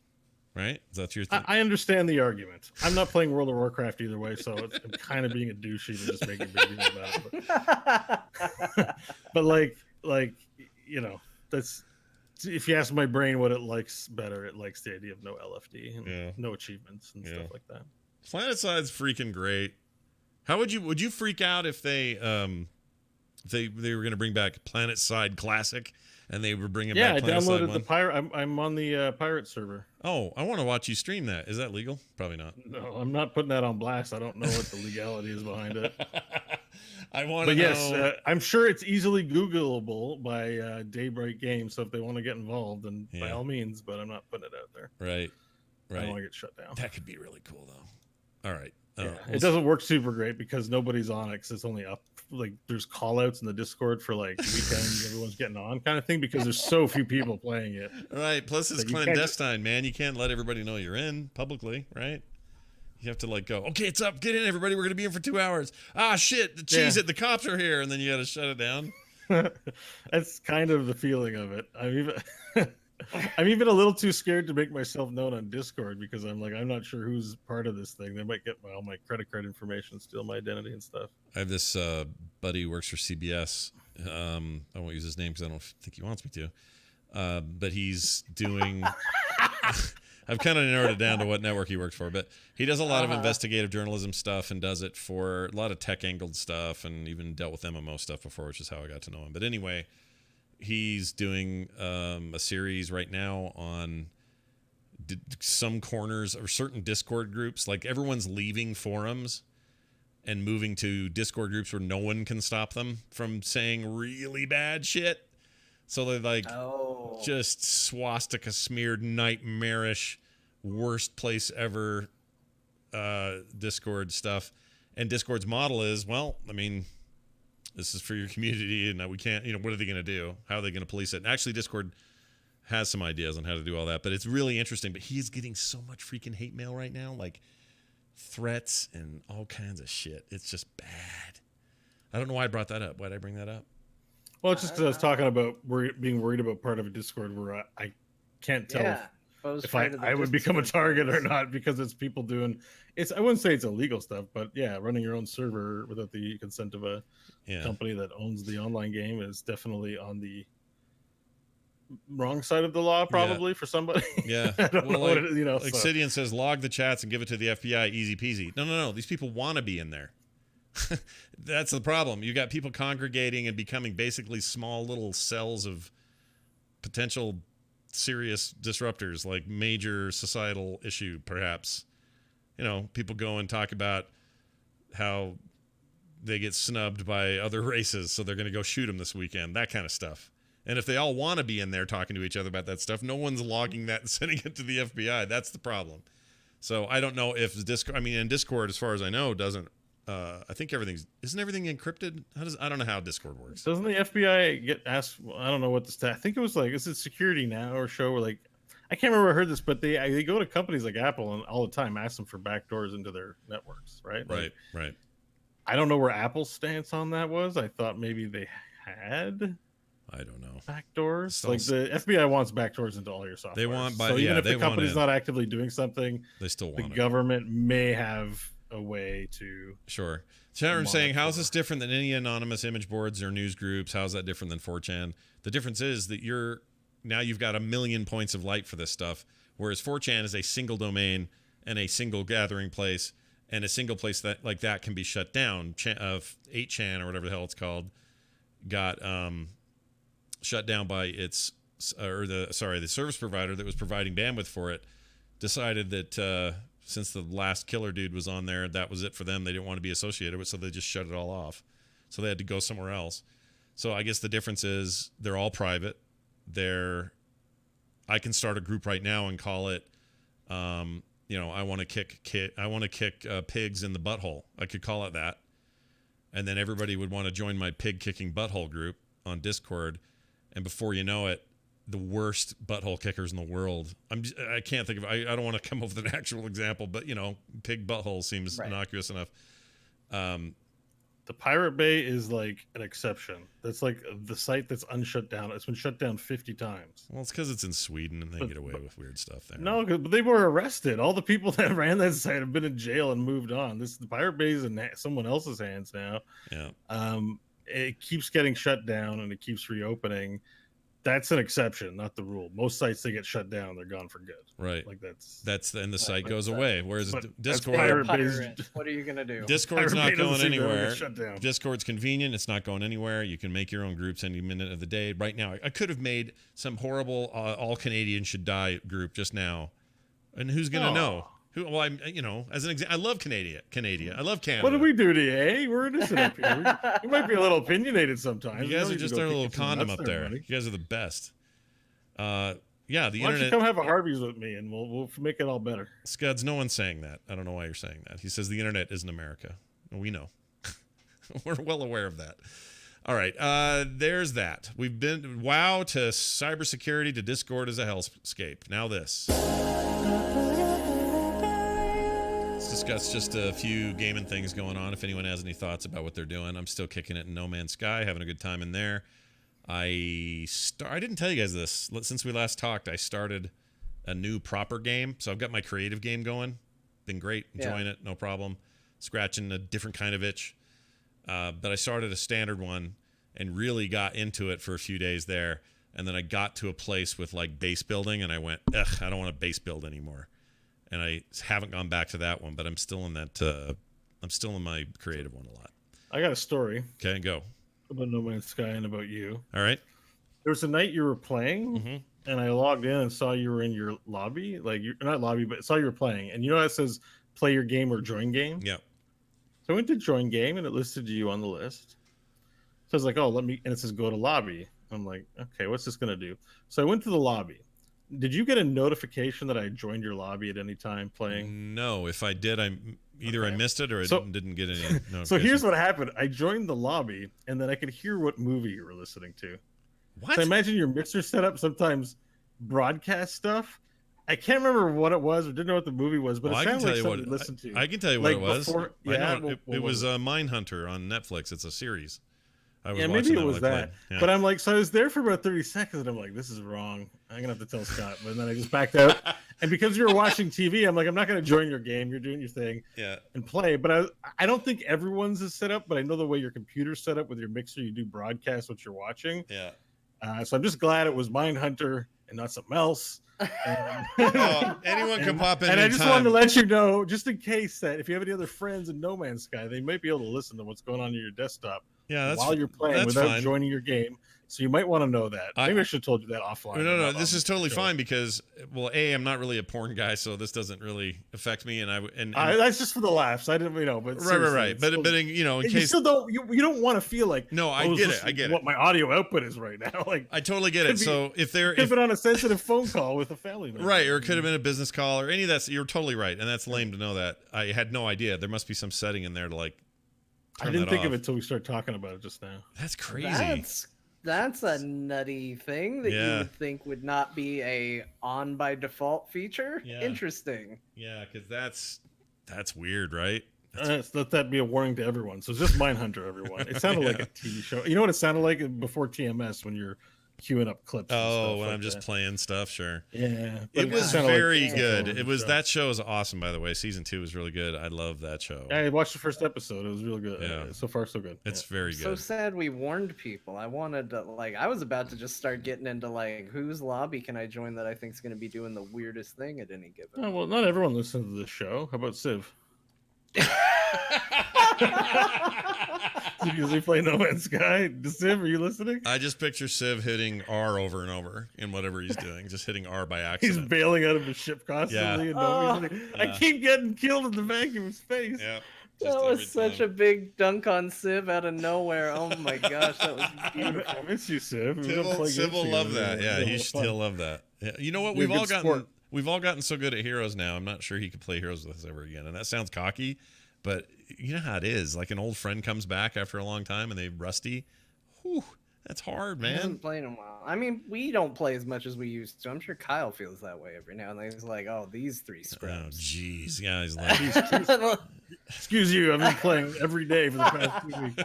Oh, I'm sorry. Yeah, Bo's been playing plenty of Heroes lately. I feel like I feel like I still play more Heroes than I used to, but I don't know why I feel that way. I just do. Get the saddle on my shoulder and actually that is true because we've been playing a lot. We have dropped the every week after core, but we have picked up the fairly frequently throughout the week, multiple weeks in a row. Yeah, we'll just pop. The point is well taken. Yeah, I understand. Yeah. I also Qui-Gon Jinn says, there's always a bigger fish. There is, right? Teach a man to fish, and he can eat. Did you just call him Qui-Gon Jinn? Is it Qui-Gon Jinn?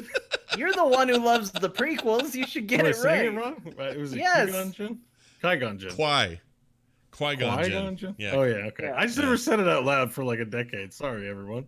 I just read it. I haven't actually said Qui-Gon Jinn in a long time. You're right though. It's totally right. Oh my gosh. I'm an idiot.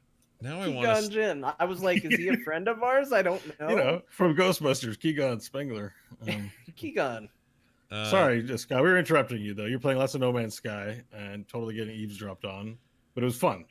Gone Postal says Scott hates free speech. I don't know where you got that from. He must, either that or he's kidding. Gone Postal's just trying to rile you up. Is he just trying to rile me up? Because that's ridiculous. Not hate free speech. Yeah. Just ignore the chat room, Scott. Ignore that's a troll. I guess, does he need to be kicked or something? Or what's his deal? Well, that would really just kind of prove his point. I don't want to do that. We'll just let him go. Focus back in on the show. Hey, mods, if he gets real stupid, Wicked Kitten, you can boot him. I don't care. All right, so here we go. Check this out. Also picked up a little game called Undermine. If you are listening and you like roguelikes, in the vein of like, I can't think of the name. Rogue Legacy, that sort of thing. Man, do I have a game for you. It's awesome. It's still in early access, but polished to hell and back. These guys put out a really well-polished game for something that says it's still in early access. I think it's only 14 something on sale or whatever. It'll probably be 15 when it releases. Where is it? Great on Steam. It's on Steam. Okay. It's called Undermine, and it's that loop, and they really got it. They really nailed that loop. It's really strong. Kind of Zelda-ish approach to the dungeons. It's a lot like Binding of Isaac in terms of dungeon layout. where it's you get a little map and it's like the squares, and if you go up to the one you haven't explored yet, there's Oh, I stuff to saw fight in this. there. It looks cool. Yeah. It's really it's super well animated. It has a jump button, which is crazy. In Okay, these games. so it looks better when you play it than it does in screenshots. Would you say that's fair? by 100% that's true.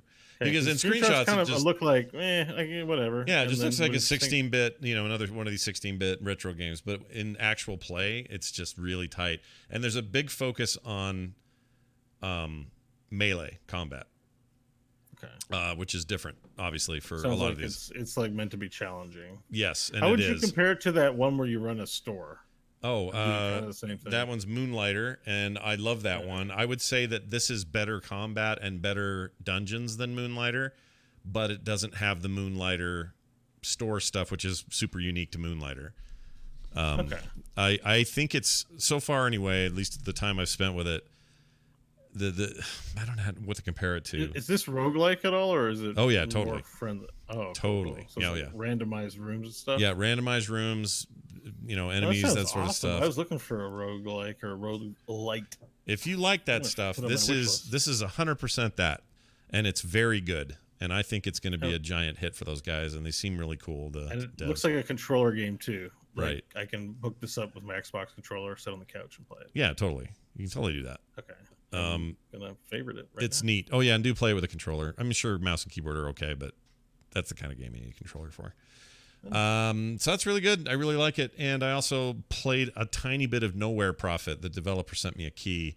If you don't know what this is, it's like a Mad Max dystopic future-y kind of thing, but it's like FTL had a baby with Hearthstone, but also was seeing Slay the Spire on the side. So you got this kind of bastard baby of a game that's all of those things combined in a weird way. It's also very roguelite-y. It's good. It's really good, but I've barely touched it, so I can't really say up or down. But it seems really neat. And people had been recommending it anyway, so it was nice to actually get my hands on it. So there's that. Cool. John, you've been... oh, sorry, go ahead. I'm wish listing this. Sorry. Yeah, no, I think both of I almost called you Joe. Bo, I put John and Bo together. Bo, you would really like both of those games. You should put them on your wish list at the least, and possibly pick at least one of those up. My recommendation would be Undermine at the moment. It's just so good. Just eat up hours in that thing. It's really good. All right, John, you been playing any other stuff aside from what we've talked about? No, it's basically just been No Man's Sky for me. Yeah. I have kind of hit probably my temporary endpoint, but I think the thing that I would just tell people as somebody who had a week of vacation and spent most of it in space in No Man's Sky is that game is just really good. Like there is something there. Especially if you have it and you're just like, I didn't like it, I feel like I got duped. Check it out again, see what you think. If you're looking to buy it, maybe watch a stream or two, see what it's about, see if you're gonna like the loot. But man, that game is good. The other thing I've been doing is I've actually been watching a lot of streaming of Dead by Daylight, and I haven't pulled the trigger yet. I don't know if you guys ever get like this on games. I do. It's like I want to watch it and I want to learn about it because it seems thick and difficult to get into, and I feel like I need some knowledge before I dive in there. And that's kind of where I'm at with Dead by Daylight, but I'm extremely intrigued by it. And I will say it is one of my favorite games to watch on Twitch. That game is incredibly entertaining to watch. Mm-hmm. Whether they're the killer, whether they're on the survivors, that game is just fun to see. And I haven't pulled the trigger as far as playing. I hope to do that soon. If you do, let me know, because I got it. And my biggest hang up was I never really wanted to do it alone because I get too freaked out. Right. So I would play that with friends. Yeah. and you're right about the streaming part of it. I also like that it's a little janky and it kind of works in its favor. Mm-hmm. It's hard to explain. That game is weird. And they just added, who is the new bad guy? They've put in Ghostface, and they just announced a Stranger Things. Oh, pack. right, the so good Demogorgon or whatever. Demogorgon and Steve and what's her name? Yep. What's her Waffle Face, Waffle Head? What's her name? Billy I don't think it's either of those, probably. Billy Von Tinglish. What's her name? Shit. Anyway, the one that's got she likes waffles and her nose bleeds. Not her. Oh, that's not her? even the right one. Oh, who is 11? it? 11 I know the character name of. It's the other girl. Nancy, I think, is her name. Oh, Nancy. Is Nancy a character in Stranger Things? She's like the one that looks like a bird. She's like the bird. Right? Yeah, Scott. They're putting in Steven the bird. Steven and Nancy both look like birds.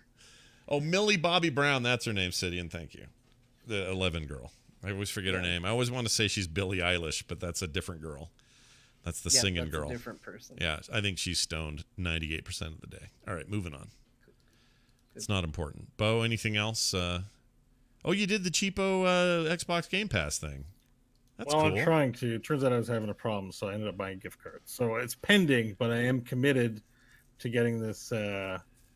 Well, they have a couple of offers, but one included Gears 5, which comes out, I think, in a week from now or so, maybe a couple of weeks. Mm-hmm. I definitely want to play Gears of War 5. I want to see what's going on there, and if I can do it for $2, then I'm going to do it. So I've got the Xbox. I've got another digital store, folks. I have Epic Games, and now I've got the Xbox store on my system tray. Your PC thing, yep. It's pretty cool, actually. You get a lot for your money. It's the best. I think it's the best gaming pass on the market. They really do. Pretty good. Gears of War is a game that is among one of the great franchises. That's an Epic's game, by the way. Mm-hmm. And I love me some Gears of War, and I skipped 4, and I saw 5, and I'm like, that's going to tide me over on my Doom Eternal business till it gets here. So if I can play it for $2, I'm all in. So it was an easy sell. Yeah, that sounds good. I think it's totally worth it. Even if all I got was what's the racing game? Forza Horizon 4 is very, very, very good if you like racing games at all. It's very good. Big open and like world Gears 4 is on here, which I never played. So for $2, I could also see what I missed out on. Just play a bit of Gears, even for 10 hours. Yeah, why not? Oh, it says Kingdom Come Deliverance, a game which I've looked at but not pulled the trigger on. I don't know, man. This is a pretty good deal, to be honest with you. I know I was a little fatigued about all this business, but this Xbox Play for PC is pretty enticing. It's pretty good. At $15 a month, the cost to play is less than the cost to play classic WoW. There's literally a bazillion games that were released this year that I can play here. It just seems stupid, including some. Sea of Thieves. Oh yeah, Sea of Thieves. Yeah, we totally should. I have the same subscription. We should totally play Sea of Thieves. Why aren't we playing Sea of Thieves? We should do that and see if it's any good now. I don't have. I'm not logged in just yet, so I can't do it today. But I'm committed to this. I want to give the Xbox store a haul. Yeah. I bought Xbox gift cards. I'm just waiting for them to deliver it to me in my mailbox. Yeah. They're not here yet. I bought it today. Oh, literally a card coming in the mail? Because they won't take money from my PayPal unless it's got a credit card on it. I don't have a credit card on it, so it's yeah. So I gotta buy gift cards, which you can buy from PayPal. I'm having a Larry David moment. Just take my money, stupid company. Why is it so complicated? But yeah, that's where I'm at. But I'm committed to it, so I'll be playing Gears 5 for sure, and whatever else. I've heard nothing but great things about Sea of Thieves in its current state. It's supposed to be just a trillion times better than it used to be. I think we'll have a blast playing. We should make what do they call it? A bro pact? No, that's gross. Bro pact. What is that? I don't even know what that is. It's just like a blood pact. A blood pact. Oh, a blood pact. Where we you cut your finger, you cut your hand, and then you shake on it podcast style. We're gonna play Sea of Thieves. If it's not touching wieners, I'm in. I'm all in. Well, I don't know where you like to get your blood from, Scott, but if I have to, that's where it's gonna be. That's where we'll have to draw that line. That doesn't involve wieners, does it? I hope not. Touch wieners. We have a quick email before we go today. You can send a message to us at frogpants.com/core, or you can send us a voicemail at 801-471-0462. Oh, you know what? I may have a call to play too. Should I do this? Oh, dude, Moonlighter's on the pass. Oh, Moonlighter's so good. You should play Is Moonlighter. the call just... Is there a show today? It might be. Hello? I take it back. That was a TMS call. All right, forget it. We don't have one. Here's an email, though. Let's do that one. We can do that one. We can take TMS calls. We probably could, but we won't. Here's Eric. I almost called him Carrick. Eric says, "Hello, Scott. This one's for Core. Are we sure battle passes are the way to go in the future? I honestly feel like something needs to change with them. I hate the feeling of having to log in every week or most weeks to make sure I got the most out of the battle pass. I fail to see why we can't buy a battle pass and progress through it over the life of the game, or even complete it in the first week if you drop the time into it. I guess it all comes down to this. Right now I am playing No Man's Sky. Game is great. I'm having a ton of fun. However, I bought the battle pass for Apex Legends, and I can't help but feel that I wasted my money, as I am only about level 50 and don't really see myself going back for a while. Are battle passes fun or an obligation in the current state of things? Thoughts, Eric? I still like it. Everybody's trying to figure out that games as a service thing. Like, right. Games have been $60 for a long time, more expensive back in the cartridge days. And everybody wants to keep their staff on and keep making the game. And how do you pay those people? And Battle Pass is the thing of the moment. Is it great? It's probably better than loot boxes. Is it the be-all, end-all? Probably not. But we got to figure out what we're going to do. I think the problem is that every game wants to be a game as a service. I think like Mortal Kombat is the standout example of this year for me, of a game that I wanted to play casually, but in order to experience it at its fullest, it wanted me to put in a different level of time commitment, and one that I didn't want to do. And it made me bounce off that game kind of hard. Right. Because it was just like, I want to keep playing, but you want me to keep playing a little bit every single day and do this and do this. And I really just want to sit down and have a good evening where I feel like, okay, I had a great time and I got this out of it. And it just doesn't exist. In fact, I have found that for a lot of games, and Mortal Kombat is one of these, I would probably get more out of waiting a year and getting the Extreme Edition that comes out the following year with all that stuff already unlocked and good to go than the initial game as it comes out. And I do think that that's a bit of a problem when every game thinks it needs to be the game that's going to last forever. Yeah. It's just not a space where everybody can compete. And until they figure that out, Battle Pass is fine for now, but it's still a question that needs answering. Yeah, I agree. Bo, thoughts? Bo, thoughts? Lao Schnub says, Core is among the horniest podcasts I listen to. That's true, right? I listen. Nice. Do you have a conspiracy theory? Because if you do, I want to play this. I was wondering. I don't have a conspiracy theory. I'm just worried that it's me because I haven't, it's been a little bit. That's all. That's all we'll say. All right. So on the subject, we can talk about it if you want. I just don't think we do. No, I think we should move on. Let's talk about battle passes, Bo. Yeah. Do you like them? Do you hate them? Do you think it's an alternative that we should look to? Yeah. The email was completely correct. Like they are a feel bad when you buy them with I bought one for Magic with the intent of leveling it up, and I'm not playing Magic, right? Because there's just other stuff to do. I'm playing Heroes, So is it a great solution? No. Yeah. That's the end of that. I think you're right. I think it needs to be better than loot boxes. It needs to be, yes, it's a step past loot boxes. It still needs to see some tweaking. I would love to see a company like Blizzard or Valve or others come up with a better iteration, but we're going to have to wait a little time for that. And I'd love to see Blizzard do it in Heroes and see how they implement it, since the stakes are low in terms of, we're not worried about pros. We're not worried about all the stuff we usually are. You guys buy stim packs in Heroes? Sometimes. I still buy stim packs. Sometimes. Yeah, I have a tendency to keep the stim pack. It's funny. For all the crap I sling at WoW, I have not let my stim pack lapse in all this time. And I buy them in 1 week chunks sometimes. Well, it's because you value it. That's the key to all of this. You value it. Yeah. So Blizzard, every other game, it's a waste of money for me. But Heroes, I just give it money, no question, all the time. Right. Just not even a. I guess if that's your game for you, then it's a whole other conversation. If you're in there once a month, don't buy the battle pass. Yeah, maybe you shouldn't. All right, well, don't forget you can send us voicemails and emails like that. Just go to the website. All that stuff's there, frogpants.com/core. Huge thanks to Eric for taking the time to send us that. We really appreciate it. We are going to, I don't know what we're doing after this. We playing after this? What are we doing? Or maybe? Sort of? I don't know. We briefly talked about what are we doing, and we never answered. We never really answered it. Maybe we'll get a couple of Heroes games in or something. I don't know. I can't decide. I don't know what I want to do. What do I want to do? What time is it? 8:51. I don't know. Maybe I'll go to bed. Stream it. 8:51. No, 9. Well, yeah, it's No. almost 9, and Kim's upstairs babysitting, and I don't know. I could go help her, or I could play a video game. What do you guys think? The thing that I think is most valuable is what our podcast listeners are going to get out of this conversation right here. Yep, the 99% who download this, you'll certainly have thoughts about what we should have done after Honestly, this ends. we found a new market. It's a market where people just try to make a decision over podcasts, and it lets people who are indecisive feel better about themselves. They just go, "See, I'm not alone."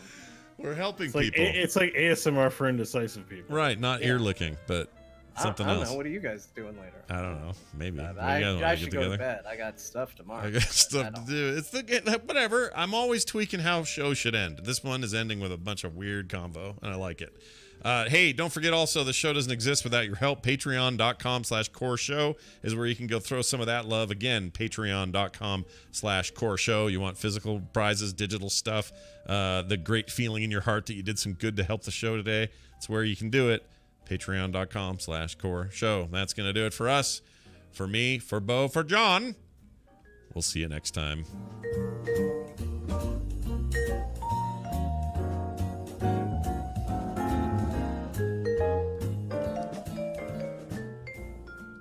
This show is part of the Frog Pants Network. Frog Pants Network. Get more shows like this at frogpants.com. I forgot to play the thing again, this thing. That's a good question. That should have been in the email. That's a good question. I don't know what my deal is. So we had an earlier conversation on the show about a thing before the show started.